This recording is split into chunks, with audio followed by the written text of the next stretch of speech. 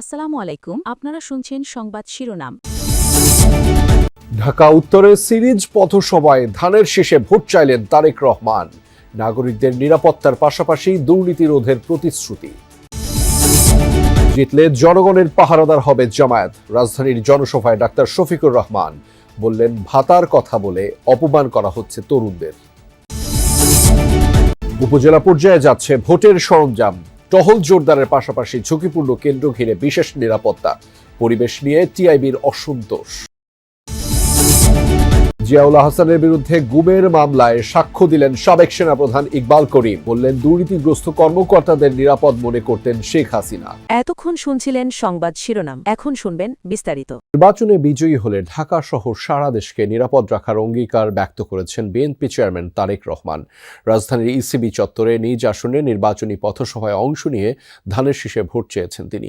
মা বোনদের জন্য, ব্যবসায়ীদের জন্য নিরাপদ পরিবেশ নিশ্চিত করার কথা বলেছেন তারেক রহমান। এ সময় তিনি আরও বলেন, বিএনপি সরকার গঠন করলে গোটা ঢাকা শহরে অন্তত 40টি খেলার মাঠ তৈরি করা হবে। ইসিবি চত্বর থেকে জসিমউদ্দিন পর্যন্ত 60 ফিট রাস্তা প্রশস্ত করার আশ্বাস দিয়েছেন তিনি। ধানের শীষের পক্ষে 12 ফেব্রুয়ারি নির্বাচনে ভোট দিয়ে কাজ করার সুযোগ দিতে রাজধানীবাসীর প্রতি আহ্বান জানান তারেক রহমান। রূপান্তরিত করতে চাই, নিরাপদ শহরে পরিণত করতে চাই, যেই শহরে মা বোনেরা নিরাপদে নিশ্চিন্তে যে কোনো সময়, দিনের যে কোনো সময় হাঁটতে পারবেন, যেই শহরে মানুষ নিরাপদে বসবাস করতে পারবে, ব্যবসা বাণিজ্য, চাকরি বাকরি করতে পারবে। প্রিয় ভাই বোনেরা, আমরা একটি সুন্দর শহর গড়ে তুলতে চাই। পরে ঢাকার 16 সংসদীয় আসনে পল্লবীর পথসভায় যোগ দেন বিএনপি চেয়ারম্যান তারেক রহমান। বলেন, ভোটের অধিকার প্রতিষ্ঠার জন্যই জুলাই অভ্যুত্থান ও গেল 16 বছর বহু মানুষ জীবন দিয়েছে। যে ভোটাধিকার আদায়ের জন্য মানুষ জীবন দিয়েছে, সেই অধিকার আদায় করে মানুষের সমস্যার সমাধান করতে হবে। বলেন, বিএনপি ইশতেহারে যাবতীয় পরিকল্পনা তুলে ধরেছে। দুর্নীতির লাগাম টেনে ধরতে না পারলে জনগণের উন্নয়ন সম্ভব নয়।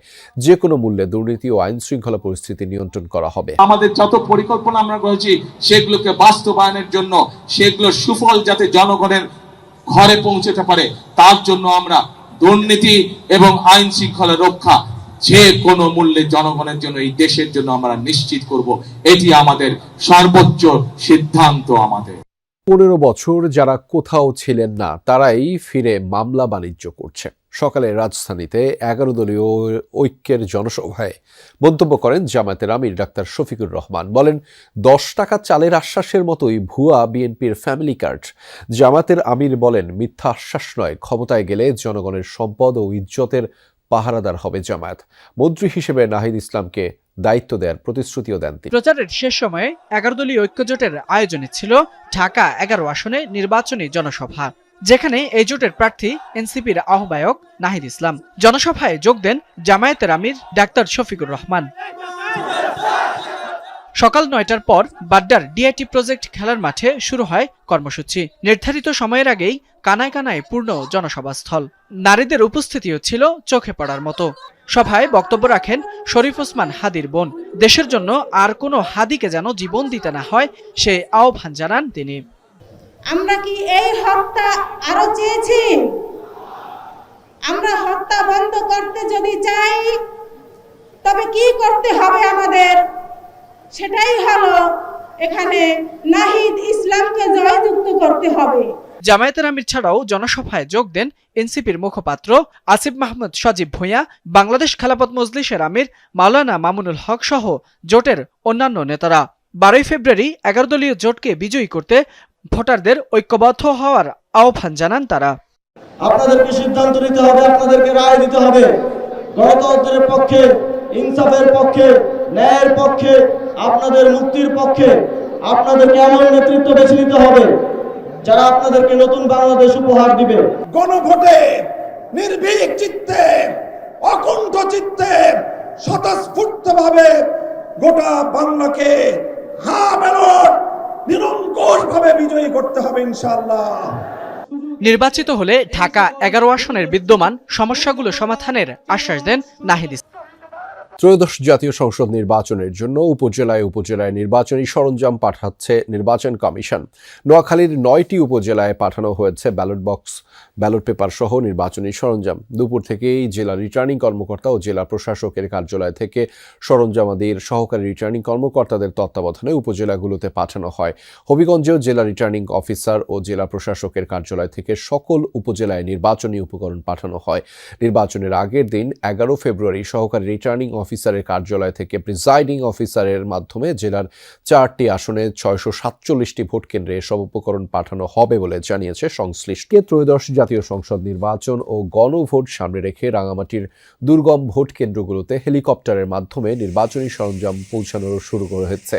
সকাল থেকে বিমান বাহিনীর হেলিকপ্টার যোগে রাঙামাটির 4 উপজেলার দুর্গম 20টি ভোট কেন্দ্রে ব্যালট বক্স, ব্যালট পেপার সহ অন্যান্য নির্বাচনী সরঞ্জাম পাঠানো হয়েছে। আইনশৃঙ্খলা বাহিনীর সদস্য এবং দায়িত্বপ্রাপ্ত কর্মকর্তাদেরও সেখানে পৌঁছে দেওয়া হচ্ছে। এসব কেন্দ্রে ভোটার রয়েছেন 33,543 জন। এর আগে শনিবার বরকল উপজেলার 2টি, জুরাইছড়ি উপজেলার 2টি এবং বিলাইছড়ি উপজেলার 1টি ভোট কেন্দ্রে সরঞ্জাম ও দায়িত্বপ্রাপ্তদের নির্বাচনে কোথাও কারচুপির শঙ্কা নেই, তবে তেমন পরিস্থিতি দেখা গেলে সাথে সাথে ব্যবস্থা নেওয়া হবে।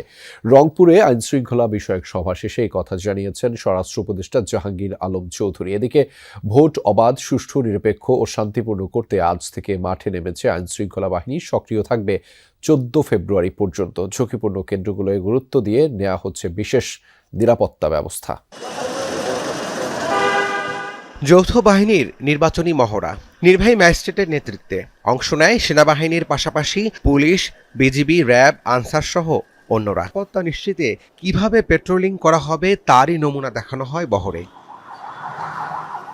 নির্বাচন কমিশন থেকে জানানো হয় 8 থেকে 14 ফেব্রুয়ারি পর্যন্ত মাঠে থাকবেন 1051 জন নির্বাহী ম্যাজিস্ট্রেট। মূলত মোবাইল কোর্ট পরিচালনার জন্য তাদের দায়িত্ব দেওয়া হচ্ছে। আওয়ামী লীগের আমলে গুম খুনের সংস্কৃতি নিয়ে ট্রাইব্যুনালে সাক্ষ্য দিলেন সাবেক সেনাবাহিনী প্রধান ইকবাল করিম ভূঁইয়া। বলেছেন, দুর্নীতিগ্রস্ত সেনা কর্মকর্তাদের নিরাপদ মনে করতেন শেখ হাসিনা। ডিজিএফআইর, র্যাব, এনটিএমএসসি সহ গোয়েন্দা সংস্থাগুলোকে ব্যবহার করে ডিপ স্টেট চক্র তৈরি করেন শেখ হাসিনা ও তারিক আহমেদ সিদ্দিক। মেধাবী সেনা কর্মকর্তারা র্যাবে যোগ দিয়ে খুনি হয়ে বের হয়ে আসতেন বলেও সাক্ষ্য দেন ইকবাল করিম ভূঁইয়া।